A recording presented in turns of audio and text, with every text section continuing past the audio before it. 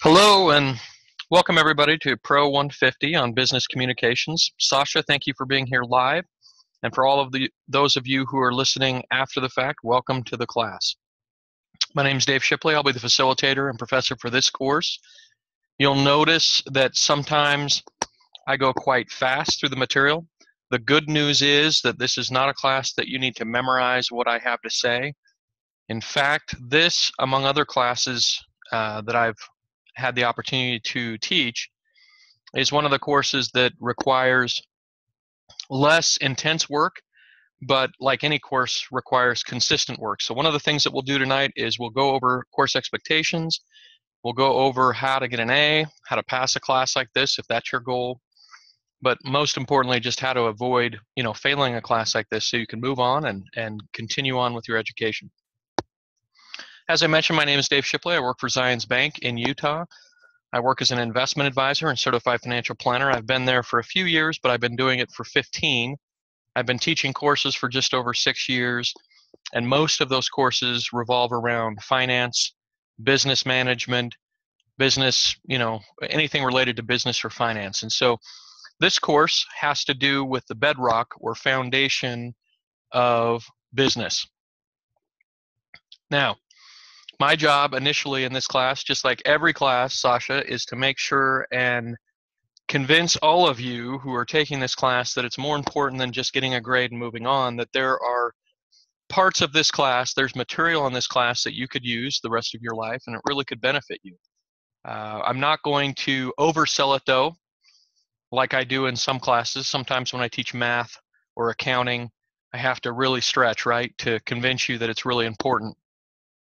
And a lot of people in the class will say, I'm never going to use this material, depending on what type of course it is. This class, I shouldn't have to convince you that communication, and specifically, and we'll be referring to it as effective communication. So effective communication is one of the most important things that we can become proficient at.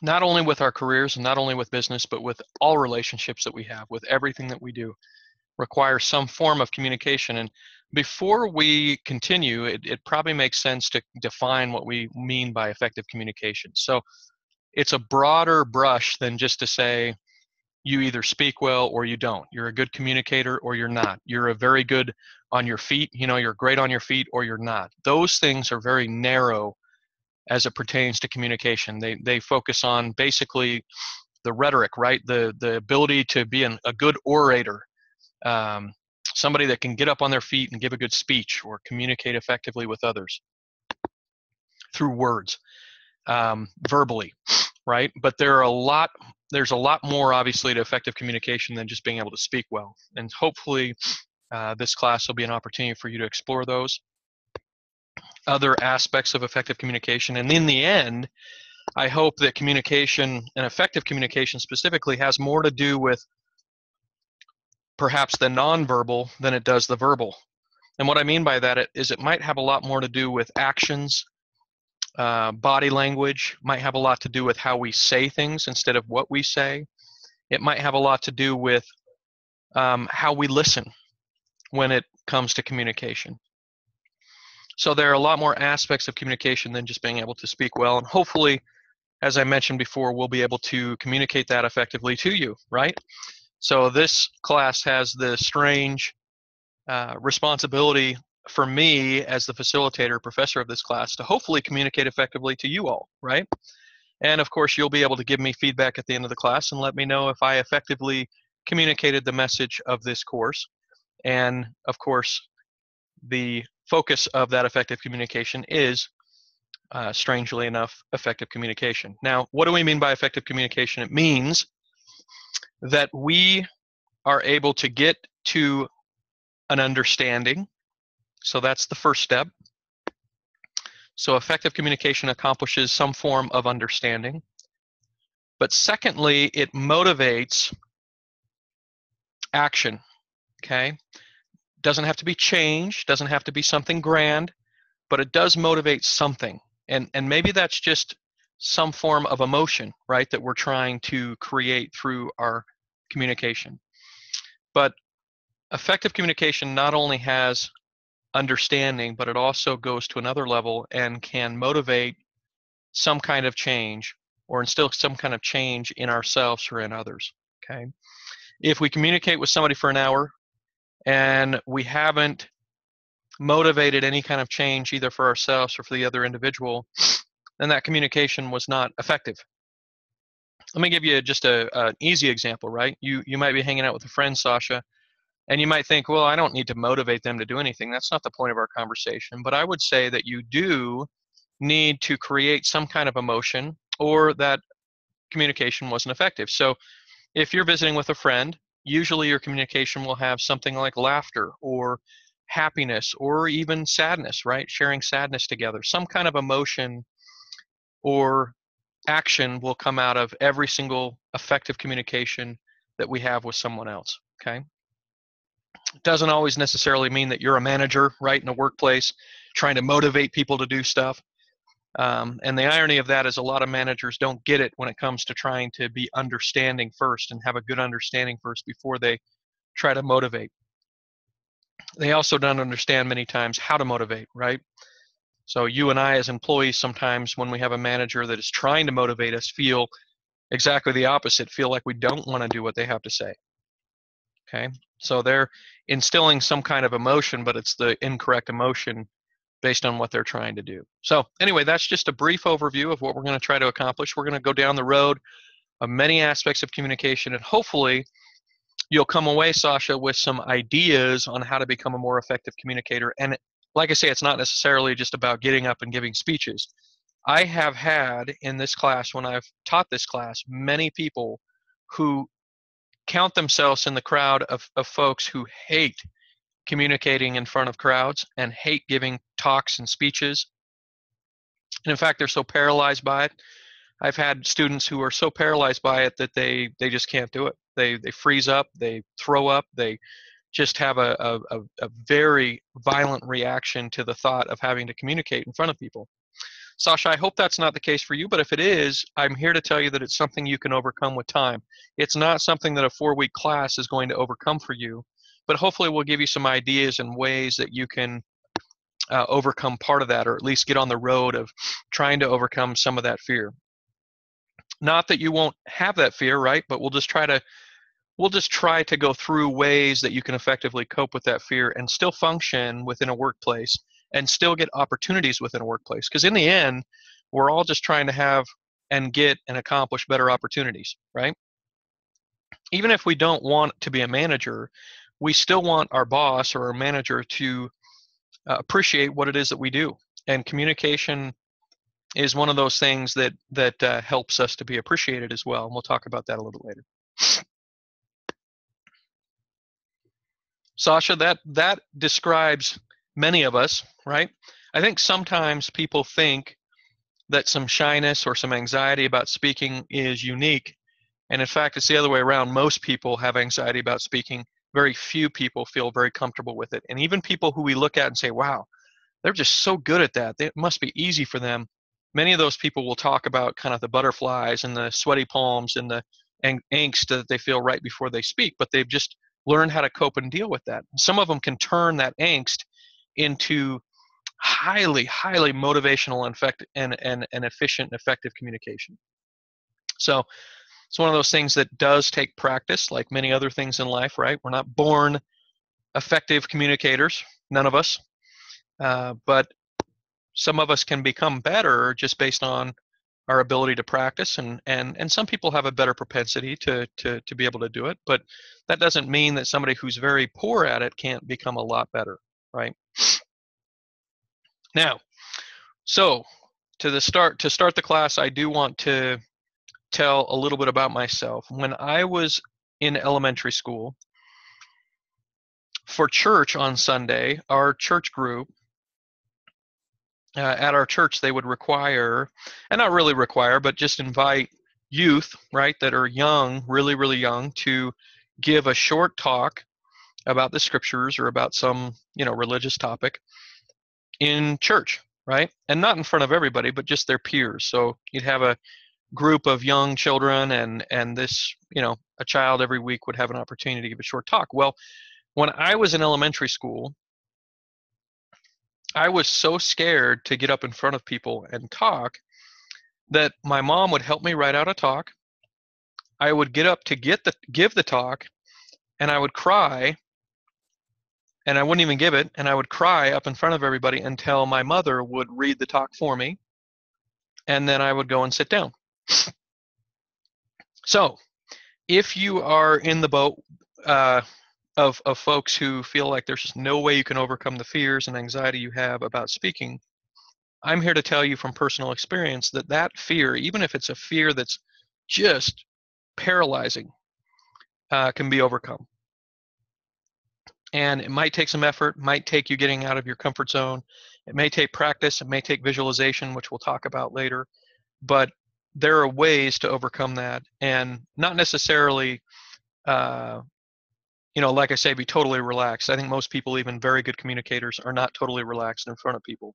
They might look it, they might sound it, but they're not totally relaxed. It still takes practice, it still takes effort, it still takes preparation, and it's something that we all can become better at. So that's what we'll try to accomplish in this class, not to make everybody a better speaker necessarily.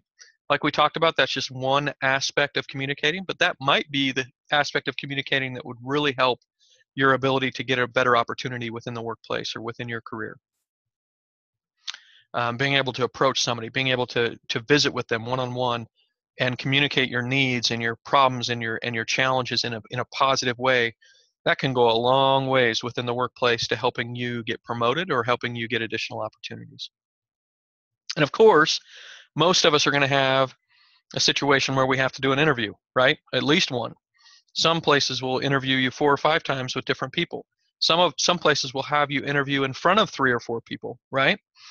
And so we've got to feel confident. We've got to feel that we can accomplish that without freezing up or having a problem or saying something that we wish we wouldn't have, because we lack the confidence and practice to do a good job with our opportunity, right? All right. So that's enough of kind of an overview. We do need to tonight talk about course expectations. As I mentioned, we need to talk about this week's discussion board. And this class, as part of the overview, only has discussion boards and checkpoints. So there are no assignments, there are no tests. That should come as a positive for all of you listening. Sasha, you should be excited. I don't know if you've had other courses that have tests and assignments each week. This class does not have any tests. This class does not have any assignments. Having said that, most of your grade then, of course, comes from the discussion boards, right? And that does put extra importance on the discussion boards, right? There are a lot more points for each discussion board. The instructions on the discussion boards tend to be longer in this class. So you'll want to make sure that you're very careful about reading through all the instructions for each week and following them very carefully. Let me give you an example of a way that trips people up in a class like this. Most classes, you do 3 posts per week, right? 1 main post and 2 responses. This week, we've got that same format, but next week we'll have 1 main post and 3 peer responses, and that's what clearly states that in the instructions. But a lot of people miss a post, right? Just because they're thinking, in terms of other classes they've had or in terms of this week, that it's going to be the same way every week, which was 3 total posts. Next week, it's going to be 4 total posts. And there are a couple weeks that are like that. So just be very careful that you read the instructions completely.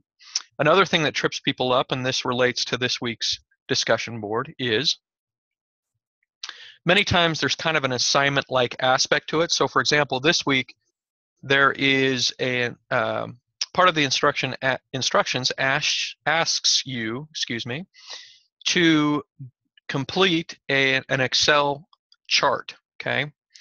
Now, before you get all stressed out, the Excel chart, there's a link to an already formatted chart for you, okay? So you don't need to create one.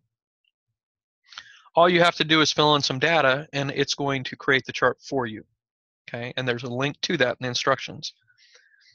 However, even after you do the chart and attach that to your main post, you are required to still write up to 100 words, at least 100 words about the material that you put in your chart, about the information that you're putting into the chart, okay? So some people get tripped up on that too. They don't read far enough in the instructions, or they don't read carefully enough through the instructions, and they say, oh, this will be so easy, this is awesome, we're just going to complete this chart, attach it to the discussion board, and boom, I've got my main post done. Unfortunately, I can't give you full credit for that, right? Because the instructions say, make sure and write at least 100 words about the material that you use for your chart. Not difficult, but details are very important in this class. This is not a hard class, but it does require you to be consistent, right? Still with checkpoints, which are worth about a half a letter grade of your score. Have about a half a letter grade of extra credit towards your score. So that's a great way to buffer, yourself and get a grade that you're looking for. But they're only about 20% of your overall grade. That's the checkpoints. The discussion boards in this class are 80% of your grade. So be very careful. Each discussion board is worth 200 plus points or 2-letter grades, more than 2-letter grades. And it just absolutely requires you to stay focused on the instructions so that you make sure and get all those points. Now, how do I grade? What do I expect as far as my grading? I am not a hard grader. If you follow the instructions, you'll probably get full credit. If you miss something on the instructions or turn something in late, I can't give you full credit. I'll discount it some. But I'll give you most of the credit if I can see most of the effort or most of the requirement being met, okay? I allow late posts all the way through the end of the course. Having said that, they don't receive full credit, right? So if you're trying to get an A from the class, you probably need to stay caught up. If you're just trying to pass the class, you just need to make sure you get all your posts done by the end of the mod, okay? Now, before some of you check out and say, hey, all I want to do is pass the class, so this is awesome. I'm just going to wait till Saturday at the end, and then I'm going to do it. Having taken online classes for my MBA, I've got a master's degree in financial services, but then I went back and got an MBA a few years ago on top of that, and I did it online. So it was a very similar format to what you're in right now. It seemed like whenever I would procrastinate an online class that was only 3 or 4 weeks, like a mod like this, inevitably something with my family, with work, with my health, something would come up those last few days of the mod. And if I had procrastinated a bunch of my work, it became nearly impossible to complete what I needed to complete. So I would just strongly encourage you, of course, to stay caught up, not just because you're trying to get an A. Some of you I know are not interested in getting an A. You just want to pass the class. But even if I was just trying to pass, and I know I can just get all my posts done before the end, and I'll still probably be okay, I would still stay caught up for the simple reason that if life can create a problem for you, as far as your laptop breaking, as far as access to the internet, as far as health, as far as your family, something, as far as work, as far as your housing, whatever it is, something might and sometimes will come up to prevent you from getting that work done at the end if you haven't stayed more caught up so that it's more manageable that last week. So something, Sasha, you're probably already aware of. You're probably one of these folks that's right on top of things and stays caught up. Yeah, you're in great shape. Most of the people that come to the live sessions, if they're willing to sacrifice to come to the live session, they're usually, I can't say always, but many times they're straight A students. So Sasha, it looks like you fit that bill. But thank you for being here. I really appreciate you making that sacrifice to be here. For you, you'll want to get everything in on time then, if you're trying to get an A, right? For someone who's just trying to pass the class and check it off and move on, they just need to get everything done before the end of the mod. And finally, no one has a goal of failing a class like this, right? But the only reason that people ever fail a class like this is just because they don't get their work done, right? It's not ever going to be me saying, well, you're just not smart enough or you didn't do a good enough job. That's not ever the reason why somebody doesn't pass the class. It's because they don't complete their work, okay? So if you want to pass the class, get your work done. If you want to get an A from the class, turn your work in on time, follow instructions, and you'll be in great shape, just like you would be in any other class, right? That shouldn't surprise anybody as far as the expectations for a class like this. The good news is we just have discussion boards each week. That's it. So should be pretty straightforward, should be pretty simple. Doesn't mean that it's easy, right? Simple and easy can be different. You still got to effort this. You still got to put in the time and energy and effort. But where we've only got checkpoints and discussion boards, it's a little more simple and straightforward than some of your other classes. Sasha, great question. Do response posts, peer responses have to be done on separate days? The answer is they have to be on, there has to be at least 2 different days of participation on the discussion board. Whether or not you do all your discussion responses one day or not, I don't care. But if you do your main post, for example, by Wednesday at midnight when it's due, and you do all your responses that same day, I have to discount you a few points for doing it that way. The point of the discussion board, right, is so that we participate and interact with each other. And so your main post, as well as your responses, need to represent at least 2 different days of participation, 2 different days of participation on the board. And you can participate every day if you want. I'll probably be participating every day. But that's not required of you to get full credit. All that's required is that you have a main post that's done by Wednesday at midnight, and depending on the week, that you have 2 to 3 peer responses completed by the end of the week, right? And that those total posts represent at least 2 different days on the board. Did I answer your question, Sasha, or did I misunderstand what you were saying?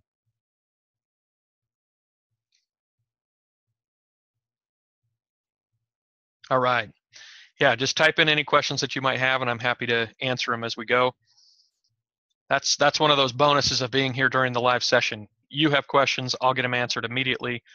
If anybody else has questions as far as communicating with me, and this is point 4 on this slide that we're looking at now that starts with course expectations. Sasha, on communications, what I wanted to mention there is that I'm not very available during the day. In fact, I'm almost never available during the day to take a phone call or to answer a text. So I would encourage you to email me, and I'll get back to you usually the same day that you email me with answers, okay? But I'm happy to take a phone call if I can, or respond to a phone call when I can. It just might not be as quickly as just emailing me something and allowing me to get back to you that way, okay? So that's communications for the class, communication with me. I prefer email. You're welcome to call or text me. It's just less likely that I can immediately respond to those. And it's just because of what I've already mentioned. I have a day job that precludes me from being able to interact throughout the day.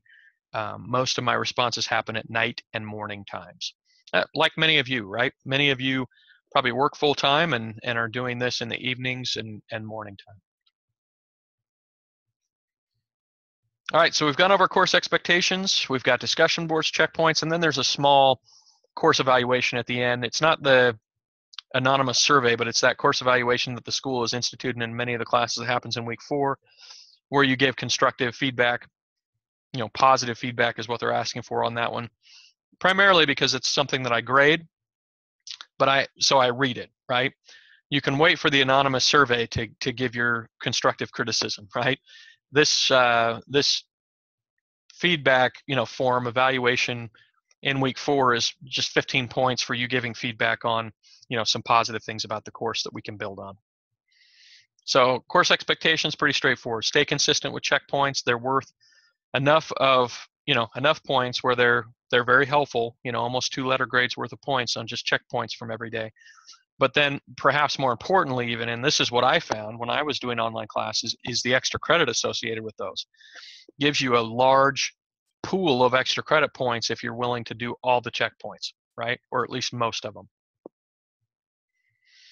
As far as grades are concerned, timing on grading, I will have everything graded that's turned in on time by Tuesday at noon the following week, okay? School policy is Wednesday at noon. I usually just wait until Sunday or Monday night and I grade everything together. One of the reasons I like to do that is because I feel like I'm more equitable, right? I'm more fair to everybody as far as the grading if I grade them all at one time. If I split up the grading too much, sometimes I get off track on how I grade things, right? We'll try to be as fair as we possibly can. That's why I wait. But I grade everything by Tuesday at noon the following week. School policy is Wednesday at noon. We try to get it day before that and give ourselves some room for that, okay? If you turn things in late or complete posts late, there's no guarantee that it will be graded within a short period of time. I'll just make sure and grade any late work, obviously, before the end of the class, okay? Sasha, you ran out of time on a checkpoint, huh? Some of the checkpoints are worded a little bit tricky. Some of them are incorrect, I found, because the school comes up with them. So if you see something that's really out of whack, or the timing's really wrong, or it's just way too long, something like that, give me some feedback. Zip me a quick email, and that's something we can look at for future courses, or even adjust for this course if it's something really off base. Okay. All right, we have a learning coach for this class. Her name is Natalie. She does a great job with communications classes and the different pro classes that you guys take. She is available in the lab. She is available one-on-one. If you get a hold of her early in the week, it's more likely that you'll get feedback from her and be able to set up a time. I have posted her information already on the announcements board, so there's an attachment on the announcements board about her. And I would strongly encourage you to use her if you get stuck. So I don't think that it's fair to the learning coaches to go in and just say, tell me how to do my assignment, tell me how to do my work. They fully expect that you've listened to the session already, that you've read the material, and they expect to help you when you get stuck, right, with something. And that's consistent with me too. If you email me and say, hey, how do I do the assignment? I'll say, were you able to review the session? Right? Did you read through all the instructions? If you've read through all the instructions and reviewed the session, and then there's a concern or question, I'm happy to help, right? I'm happy to give feedback. But if you haven't put an ounce of effort into either of those two things and then come asking for our time, I would expect the learning coach, and I would, for myself, let you know what you should do next, right? But I'm not going to do it for you or give you an easy way out of the effort that is required of everybody else. Okay? Hopefully that doesn't sound too mean, but the point is, classes like this expect you to read the instructions, review the sessions, and then if you get stuck, we're happy, ready, and willing to help. Okay. All right, we already talked about communication, so we can skip that bullet point. Any questions to this point, Sasha, about anything about the class, kind of the overview of the class? Any logistics, issues, questions, concerns before we get down the road on some more of the material? Okay. Then the next thing that I had planned for tonight is to give you a little bit more of an introduction about the content for this week. For this class, you don't have an ebook, right? There's no ebook. So each week you'll notice on the discussion board there are links to anywhere from 3 to 4 to 5 articles or videos or quizzes. Not quizzes that you get graded on, but quizzes that kind of assess different skill sets that you have when it comes to communications. Those will go much better, and our discussion about them will go much better if you're honest about, answering those questions, right? And just use it as a way to self-evaluate, and if you're honest about it, you'll find opportunities and ways that you can improve, right? If you're dishonest about it and just kind of overinflate your numbers, then there won't be anything that helpful that comes out of them. So anyway, articles, videos, and sometimes quizzes. The point of these articles and videos is to give you some feedback, different perspectives on communication. Every single article that you read is going to be some form of business communication, and it will have application to every other aspect of communication in your lives, right? So even if you think, well, I don't really think that this particular aspect of communication applies to my work life, I would question, okay, and challenge you to think of other aspects of your life that it does apply to, okay? Because I think every article and every video that you're going to see in this class has significant application with all your relationships in life, friends, family, even how you talk to yourself, which sounds weird, but a big part of life, okay, and our happiness in this life and how we cope with issues in our life is how we communicate with ourselves, what I refer to as self-talk, right? Is it positive? Is it problem solving? Is it constructive? Is it does it evaluate fairly? People who are very wise, right? People who are very wise are effective communicators with themselves. They not necessarily out loud, right? But they're able to think through an issue, and when you think through something with yourself, you're in essence communicating with yourself, right?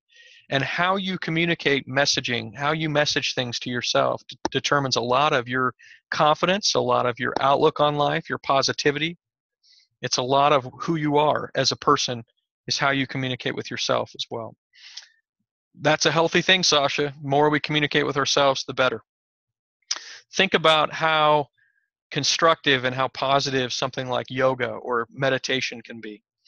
And yoga and meditation really focus on being able to channel your thoughts, right? Channel your thoughts and start to accomplish some good self-talk. They might not refer to it as that, but that's in essence what happens in those two activities. Good meditation, good yoga will have some form of communication going on with yourself. And most of the time it's constructive and building, and that's why it can be such a positive thing for people. All right, so these are some quotes, okay, that I've got up that demonstrate the importance of communication in your lives, and they come from the readings this week. So we have 4 articles. I've taken a quote from each one of the articles, okay, and they're right here. So just mention each one of them briefly. It is simply impossible to become a great leader without being a great communicator. So one of the articles that we'll look at, and we'll probably go into more detail on tonight, is 10 aspects of great communicators, okay? And in essence, he says of great leaders too, because what he basically is trying to get across in this article is that you can't be a great leader without great communication. And here are the keys to those great leaders being great communicators. Okay, so it's kind of an interesting article. I don't know if you've read any of the articles yet, Sasha, but this is an interesting one. None of these articles are really long, but they've all got some really good tips on how to improve our communication, or at least identify positive things about communicating. Okay, so leadership, communication, they're absolutely tied together. Single biggest problem in communication is the illusion that has taken place, by George Bernard Shaw. The idea here being many times people feel like they've communicated something to someone else, and reality is no communication has taken place. Okay, if I go up to my 10-year-old daughter and I communicate my desire for her to pick up her room, and she is not listening to me, she's got her earbuds in, she's listening to her iPod, she's playing on her device or something like that, she can hear, right, through her buds what I'm saying, but we are not having effective communication because she is not paying attention, there's not understanding, and there's not any kind of motivation or change like we talked about that takes place after I communicate. So if I walk away thinking that effective communication has taken place, I'm mistaken, right? And many times, and I've alluded to this earlier, is a manager will have a meeting, right? They'll lay down the law, they'll tell us this is what we need to do this week, this is what we need to do today, and they don't connect with us, and they don't tell us why it's important, and they don't, they're not motivating, we don't like them. Go down the list of different reasons why they're not effective communicators, and they just talk at us all the time, right? And it becomes challenging for effective communication to take place. They feel like they've effectively communicated their message, and reality is real communication has not taken place. Okay, there has to be some form of connection to have true understanding. We'll talk about that more in future weeks, but we have to find ways to connect or we're not communicating effectively.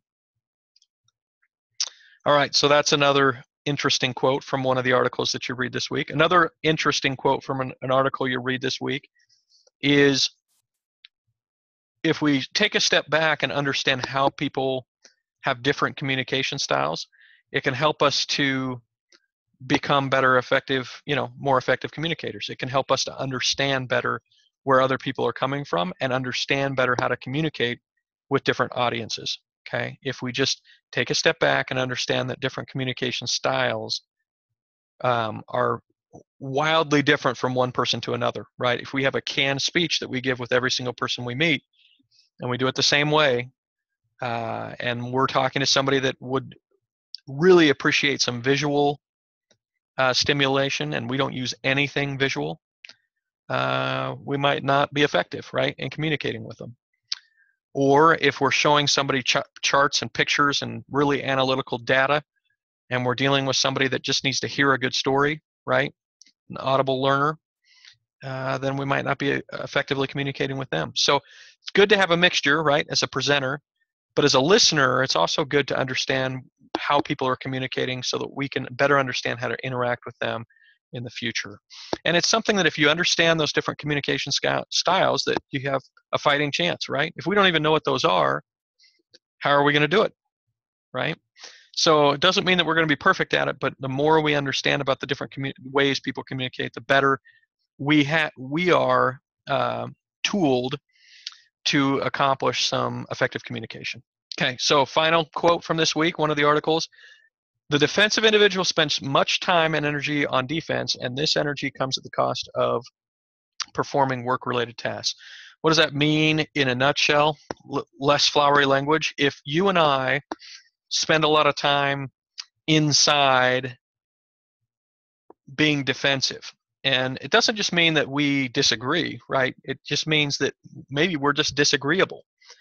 And the more effort and energy we spend being defensive and in defense mode, the less productive we'll be, especially as an employee, right? If we're playing defense because we feel like our manager comes after us all the time, and we're always trying to justify ourselves, and we always feel like we have to defend ourselves, and we always, we just get kind of in negative mode, and just survival mode.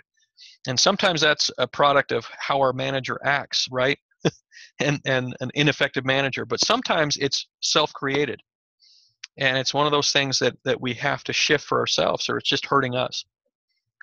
One of the things that we talk about in a church setting a lot, right, is that if you need to forgive somebody and don't, it only, makes it harder for you, right?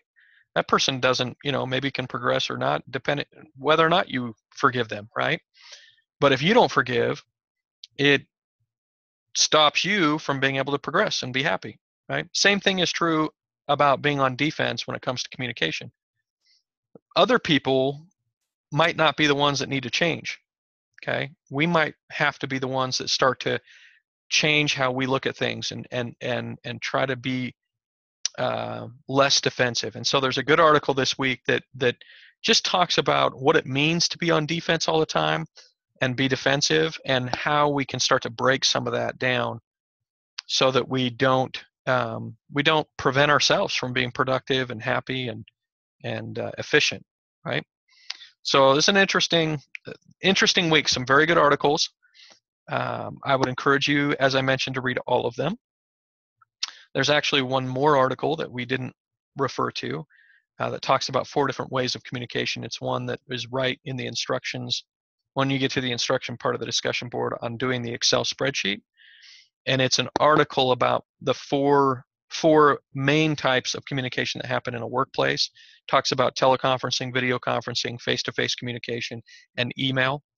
And some people IM more than they do any of that stuff now, instant message more than they do any of that, or text more than they do any of that. So it's not trying to be representative of every single workplace, but it's giving 4 of the most used methods for communication, in generally speaking. And then the instructions this week ask you to evaluate a workplace environment, okay, any workplace environment, and give us this percentage breakdown of these different forms of communication. So if I work as a salesperson at a hardware store, I might have as much as 90% of my communication that's face-to-face, right? And maybe 10% by phone. If I work at my job at the bank with investments, I would say that a good 25 to 30% of my communication is done via email. Okay, a lot of my communication happens via email. I'd say another 20 to 30% happens by phone, and then somewhere in the neighborhood of 40 to 50% happens face-to-face, and then everything else would be in the other category. And those other things do exist, but they're just not nearly as prevalent as the ones I mentioned. So different workplaces, different work environments require a very different regimen of communication, right? And depending on where we work and which method we're going to be using the most, that would be a good one to hone in on and try to become a little bit better at, right? So if I'm doing a lot of email and face-to-face communication in my job, or by phone, so verbal communication either way, those are 2 forms of communication that if I got better at, I would be more effective at my job, right? And if I tried to just make some small improvements at those 2 different methods, I would probably be more successful at what I do. Okay. So that's kind of that's the exercise that we're trying to get at for this week as we do that.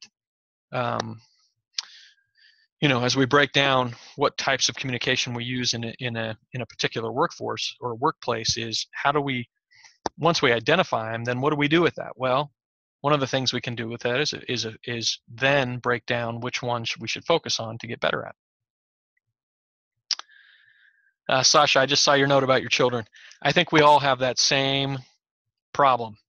And sometimes, I'll get done teaching a class on communication, and then I just make a complete fool of myself when it comes to trying to communicate with my children. So I've got I've got a 12-year-old and a 10-year-old, kind of pre-teenager years, and they already act like teenagers. And they make me sound and feel silly sometimes about how I communicate and how ineffective I am with my communication with them. So that's a whole nother skill set, right? Speaking with our kids. But a lot of the stuff that we'll learn about, in this class, I would challenge you to try to apply it, with your family, because I think, spouses, partners, boyfriends, girlfriends, siblings, parents, children, that it applies almost universally, across the board, some of these concepts that we'll be talking about. All right. So on Excel, we're talking about some different, keep in mind both the visual and nonverbal methods. And one of the reasons that we're using Excel, right, and we're going to be using different business communication tools, right, that are visual, is because effective business communication many times will be complemented or come in tandem with some kind of visual aid, right? So if I give a PowerPoint, or if I show an Excel spreadsheet, or if I show, some video, many times those tools that I use, those visual aids that I use, are the most memorable thing about my message, right? And so we need to be careful not to avoid those. We need to be careful to use those, if at all possible, to communicate effectively. So one of the articles that we'll read about this week talks about different communication types. It talks about verbal, both speaking, and then paralanguage, which has to do with how we do it, not necessarily what we say, right? Then there's, of course, the visual aids and visual helps. And then, of course, the all-important body language. And one of the things that happens in our families, right, is sometimes we have really negative or toxic body language, right? A mean look, right? Or we roll our eyes, or we stomp off, or we slam a door, or we don't give eye contact when we're talking to somebody to show respect. Different things like that happen. And then it doesn't really matter what we're saying, right? I mean, that can ruin or break down the communication that's trying to happen, or it can make the communication that we're trying to have just seem really negative, even if it's not, even if we're trying not to be. The how we say it, the paralanguage part, is very interesting as well. So tone, obviously, how loud, how soft, how kind it sounds. Those kinds of things can just make all the difference in the world. But man, they're hard to think about in the moment, right? And one of the articles we'll read in a future week talks about emotions, and how emotions sometimes just get at the best of us, right? Even some of us that feel like we're pretty decent communicators, emotions can kind of derail what we're trying to accomplish when it comes to communicating effectively. So in the workplace, again, I'm an employee, I become frustrated by a customer, and my manager just happens to walk up while I'm right after I interact with that customer. I'm still frustrated, frazzled, kind of down about it, mad about it, and I vent to my manager. If I vent to my manager in an angry way, I can come across petty, irresponsible, and ineffective as somebody that's dealing in customer service, right? So that my emotions, that's just an example of sometimes my emotions can derail what I really want to happen. What I really want to happen is express concern for what happened with that customer, but I've got to do it and keep my cool, or I could lose credibility with someone that I report to, and that someone that can dictate my ability to have, to get promoted, right? And then, of course, in our families, it happens all the time, right? Instead of speaking in a kind, constructive way, many times, it becomes yelling, right? Or angry tones, because we just, in the moment, in the heat of it, we have a hard time keeping our cool. Okay. So we can see bad examples all around us. Sometimes it takes a lot of effort to be a good example of how this should happen. All right, some examples, of course, in different circumstances that we get in our workplaces, and good and bad examples. Sasha, you could probably just, no matter how much work experience you have, you could probably give me a good and a bad example of a staff meeting. So I used to have staff meetings a lot at a previous bank I worked with. In fact, we would do a morning staff meeting basically every single day. And it was brief, so it wasn't too painful, but I would go to different locations and have somebody different, doing that staff meeting. And some managers would have very effective staff meetings. They'd get right to the point. It'd be encouraging. It'd be positive. It would be helpful. And then they'd move on, right? And everybody'd feel a little bit better having been there. They learned something. They feel more positive. They feel more energetic. They feel more confident coming out of that. And then others it just felt like the air was getting sucked right out of the room. It was just painful. You could tell the manager wasn't excited to be there, wasn't excited to have to do it. They're just going through the motions. They weren't inspiring or motivating at all. Or they were just really punitive all the time. They were always talking about people getting in trouble for different things, or having problems, or to avoid different issues, or negative about their numbers, or whatever it was. And so there's a fine line, right? There's a balance. You got to have some of that stuff too, and be real, but you also need, it to be positive. And the one other thing, Sasha, that I'll mention about staff meetings is every once in a while to have a manager that was kind of overzealous about being positive. And sometimes I would be kind of turned off by how positive they were. It was fake, right? It felt fake. But it's kind of a difficult thing. I got to give them credit for trying, right? Because I'd rather have somebody trying to be positive, even if it does come across a little bit fake, than somebody who is just really negative, really down, and just kind of, like say, makes us come away not feeling very, very excited to do our jobs. But the ideal is someone who can motivate, inspire, that's more genuine, right? That we don't feel like is just over the top excited about everything, and it's just not even them, right? They're just faking it. We want somebody who's genuinely positive, right? Which is something people have to work at. And we want somebody who's genuine about the challenges, just honest about challenges that we're dealing with, but then has a positive way to approach it, right? And try to overcome it and problem solve. So it's easy once again for us from afar to identify the wrong way to do it sometimes, but it's easy to identify good ones, right? When it happens. And if we can avoid some of the traits of the bad ones and embrace some of the traits of the good ones, boy, as a manager, we could do a much better job, with staff meetings. If we are cognizant, okay, if we're trying to create a good atmosphere.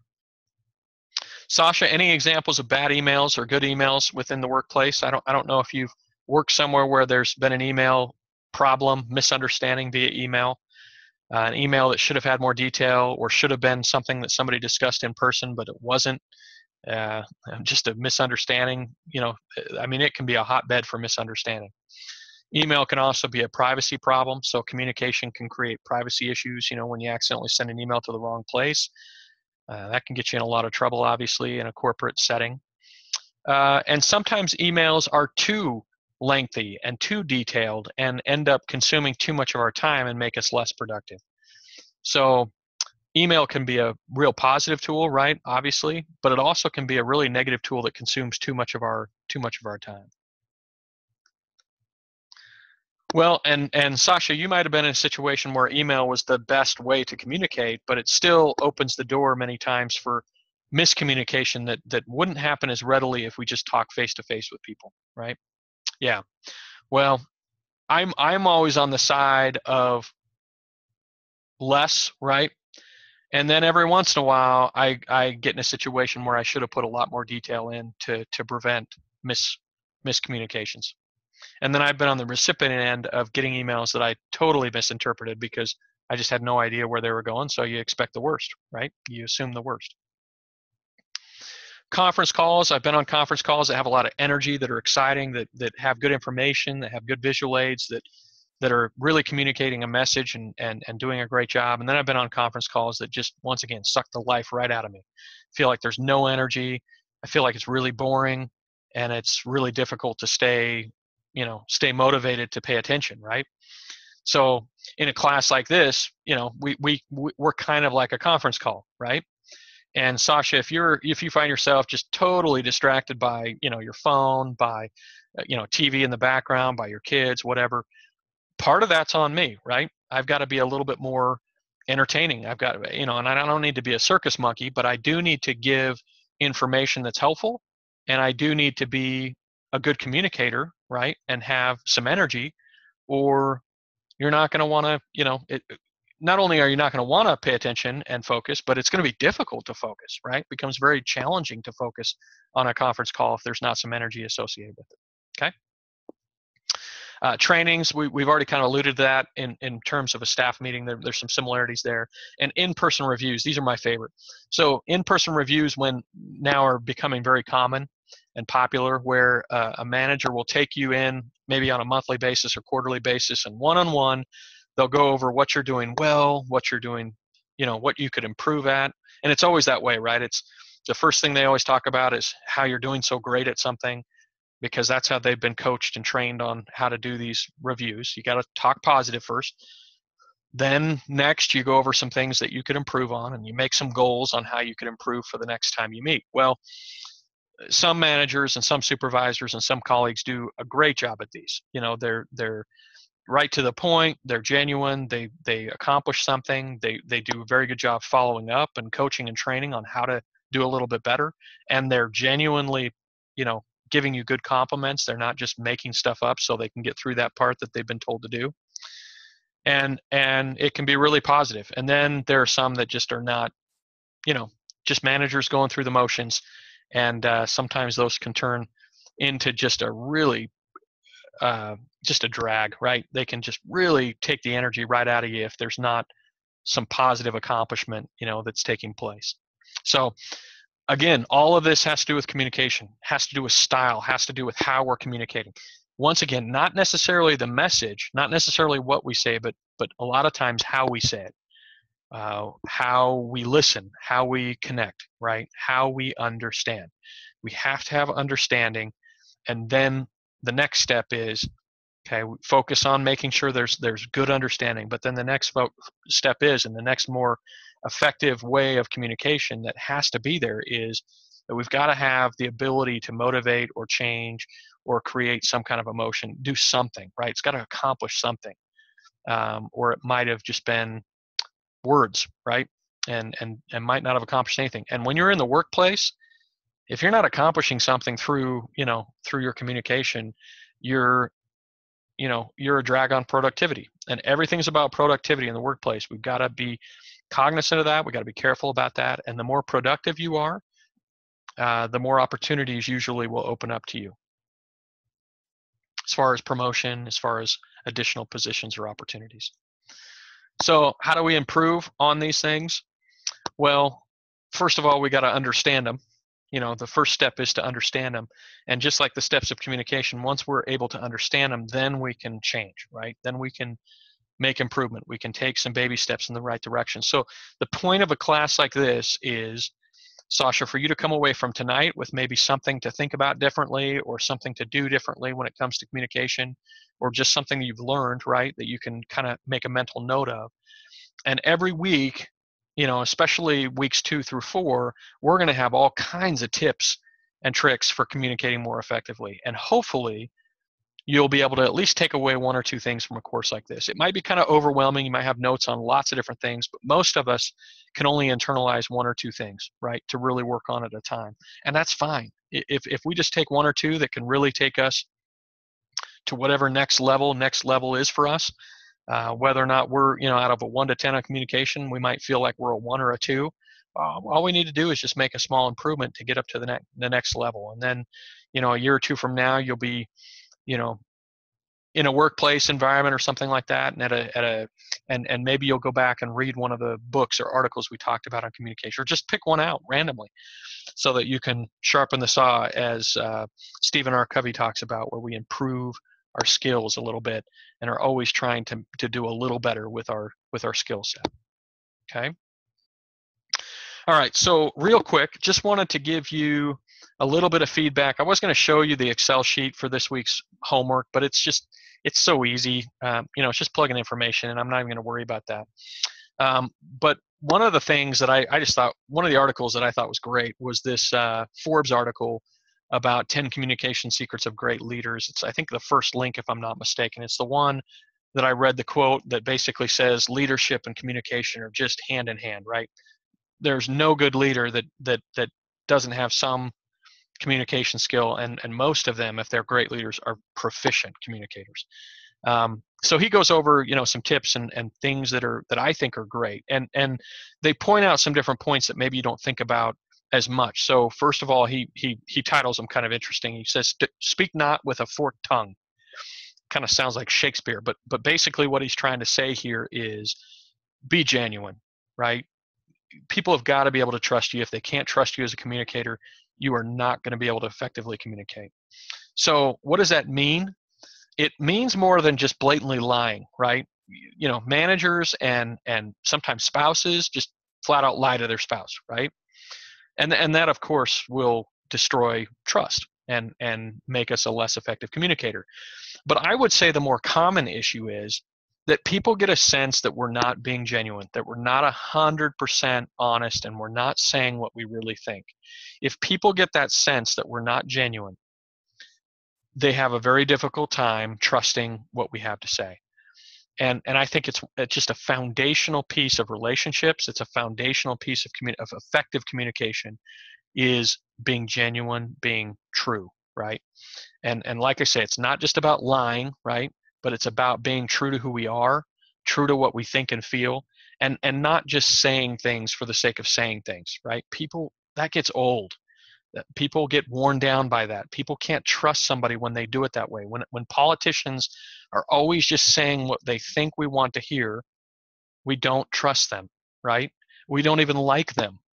So we've got to be careful that we're not always just saying what we think somebody wants to hear, that we're really being true to our own feelings and what it is that we should be saying, with integrity, so that people can trust us, because then that will develop into some effective communication. That's a foundational piece for effective communication.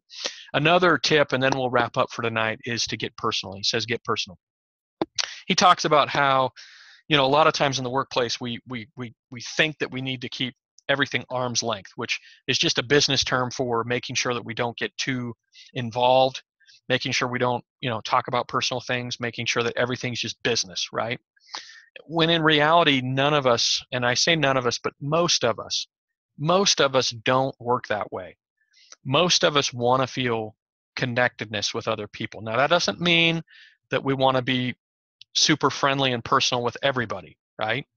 But if you want to be effective as a leader, okay, and as a communicator, you find ways to connect. And it like I say, there's a fine line here. We don't want to become so personal that you make somebody feel really uncomfortable, right? Because that can backfire. But you do want to have some ability to connect, and you do want some ability for them to bring the humanity out in yourself and also in other people. So tonight, I started the class by talking about my own fear of speaking, right? And crying in front of people in my early years when I'd have to give a talk or give some kind of message in my primary class, in my youth class with my church. And one of the reasons I mentioned that is because I have a lot of people in these classes I mentioned that really struggle with communicating in front of people. But another reason I wanted to mention that is because I feel like it's a great way for you all to get a sense for the fact that I'm a person, right? I'm a real person, even though I'm just a voice. Where you and I might not ever speak face to face, Sasha. So it's a little more difficult to really connect, right? It's easier to connect with a professor when you hear them live and in person. But I also think that something that's missing many times in the relationship between professors and students is that the humanity of it, right? Sometimes we see our professors as cold, hard folks who just give us information, right? They just feed us information, and that's it. and we're there to just take information. And unfortunately, if we look at it that way every single time with every single class that we have, sometimes the communication will break down a little bit. It's too cold. It's too there's not enough connection happening. And so one of the things that I'll try to do is connect a little bit. And like I say, Sasha, you and I don't need to become best friends. We don't need to be pen pals, excuse me. We don't need to keep in touch for the rest of our lives. We might, but we, that's not required, right? That's not what I'm going for here. I'm just saying that the more you feel like I'm a normal person, okay, and the more I feel like you're a real person, the more we're going to be able to connect and help each other through a course like this as well. So just an example of how we can more effectively communicate when there is some kind of connection, and get personal. Don't have to be too personal, but there needs to be some element of that so we can connect. All right, so that's where we want to end tonight. Any questions, concerns, anything like that, Sasha, before we wrap it up for the night?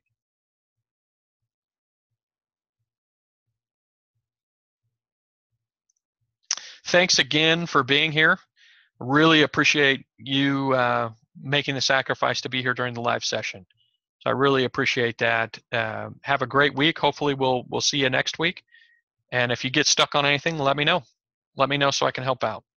Have a good night.